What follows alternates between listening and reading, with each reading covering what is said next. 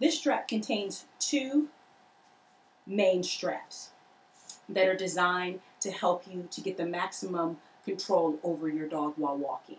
Okay, how do you apply this? Okay, come on, up, sit.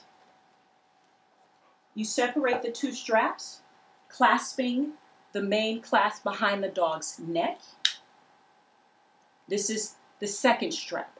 Make sure that that is behind the dog's neck. Get the dog to put his first two legs in the harness, the traditional harness section. Make sure you tighten the strap behind the neck. And then just attach the leash. And that's it. Sit. Good girl.